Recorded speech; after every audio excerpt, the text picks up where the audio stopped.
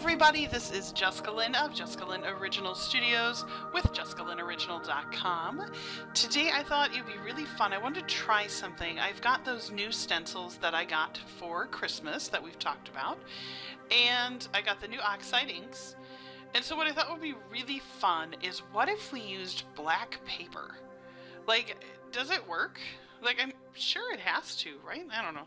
So I thought, you know what, let's try it. Let's play around with it a little bit and just see how it looks. I am going to use blues for this one. And I recently just went and saw Spider-Man No Way Home, which I loved. I thought it had all types of redeeming qualities for all the characters. I thought quite a few things happened that gave more people a happy ending. You know, happier ending than maybe they had before. So I don't want to ruin it for you. So if you are, you know, one who has not seen it yet, you know, please definitely go see it. It was a great movie. I'm sure it'll be out soon for everyone to watch, but it was really good. I really enjoyed it.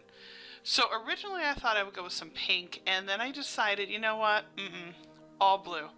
So we're going to use two shades of blue. We're going to use a lighter, more turquoise blue, which is the Broken China, and then we're going to use the, I think it's a blue plate or a blue, yeah. So I didn't know if the oxide distress inks would actually work in reverse on black paper. I mean, I've always used them on white paper. I mean, I guess I just never thought to try it. Oh. So I thought, why not? What a fun experiment. I really thought this stencil had a sort of stained glass window feel to me. And I thought that would be really pretty with the blues.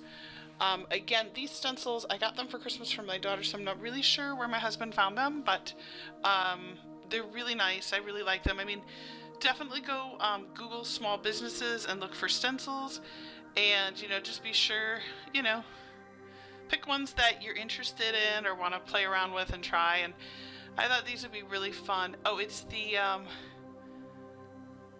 Faded Jean. So that's the other blue that I use. So it's the Faded Jean and then the Broken China.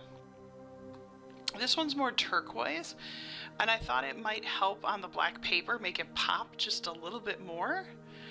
I'll tell you, I love this, and I'm so excited because I am, again, I've talked about it before, but working toward getting ready to start illustrating my book, which I will be sharing here. I'm not going to share all of it because I want some of it to be nice, fun, and surprising for you, but I will share as I'm building pieces. So we might do a video where I'm talking about how I'm building a background for a page, or we might talk about how I'm building up imagery and coloring it for characters for a page. But I won't show you totally finished because I want you to see this as we go through together. And then, you know, when you actually see the book finished, I think it'll be so much fun for all of you to kind of see it with me in a finished state. And I'm really excited about that. So, and we are going to be doing some fun stuff when that comes, where you'll be able to pre-order a book. I know, get some really cool Brentwood stuff, but that's why I'm starting to do all this testing. I just want to see how these stencils work on, oh my goodness, it's absolutely gorgeous. It's better than I thought. Honestly, it's better than I even thought it could be. So I am loving this. So now that gives me even more ideas on what I could do for my book. Obviously, I can work in reverse with black, which means it'll probably work on any color paper. Haha, it's exciting. You know, I'll be honest, it's the little things that surprise me, that get me excited about this. Now, I do want to say, spoiler here, I went ahead, and if you look down at the bottom, I took the white acrylic ink pen, and I actually drew some shadows on it, which look amazing. Now I'm going to be using my brother's Scan and Cut to cut out all three of the adorable little Spiderman, and those are just from a coloring book page. So what I did was I shrunk them down so they'd all be the same size, printed them off, and we're just going to use them just like I would a coloring book. I'm just getting my brother's Scan and Cut all ready here.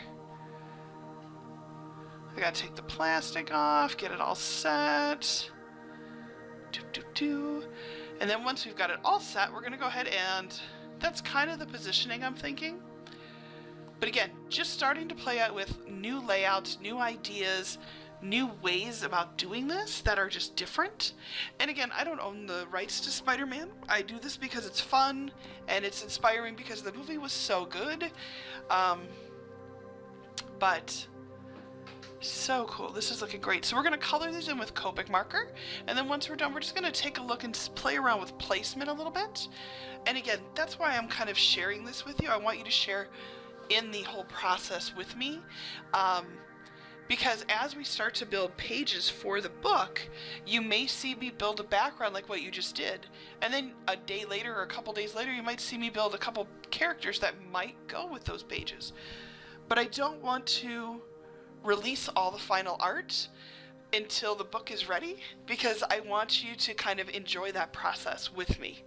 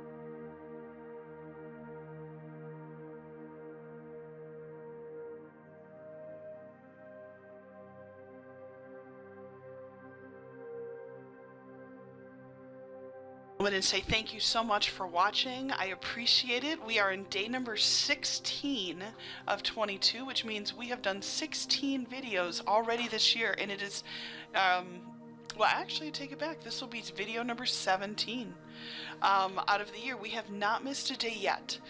So if you're not already, I would ask that you kindly please go and click that like button, and then off on the right hand side, if you could go ahead and click subscribe. There's a little red button for that. It doesn't cost anything, it just gives you notifications when we upload more videos. So let's go ahead and we'll continue on coloring in these adorable little Spider-Men.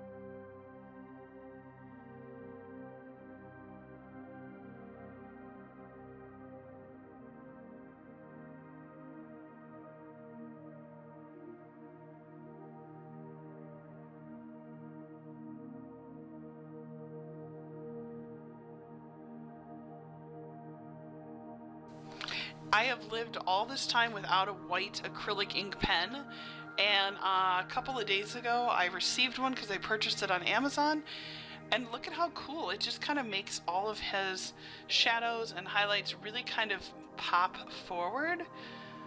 I don't know, I really like the white ink pen. I think it's kind of a cool addition to my process.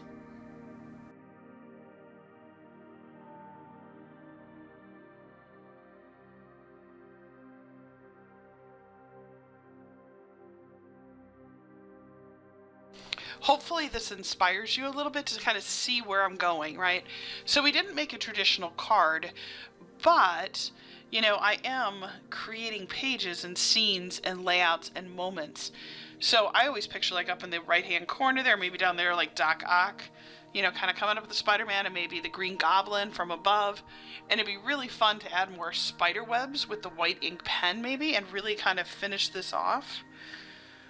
I mean, this would be awesome if you had a kid that loved Spider-Man, and then you could put, like I said, the two characters, you know, villains up either side, draw more webs in the black background, just to make it look like he left a bunch of webs all over the place. Maybe put that on some foam risers, just to give it some dimension. Very, very cool and fun idea. Well, finishing off today, I just want to take a moment and say thank you for watching. Don't forget to like this video. It does help other people who enjoy our crafting know that we are around. Also, don't forget to visit our website, which is JessicaLynnOriginal.com, and we would love to have you subscribe to our channel. It does not cost anything for that. There is an option to join, and if you click on that, it'll tell you the options you can do to support our channel. Thank you again, and I hope that you have a great day. Take care.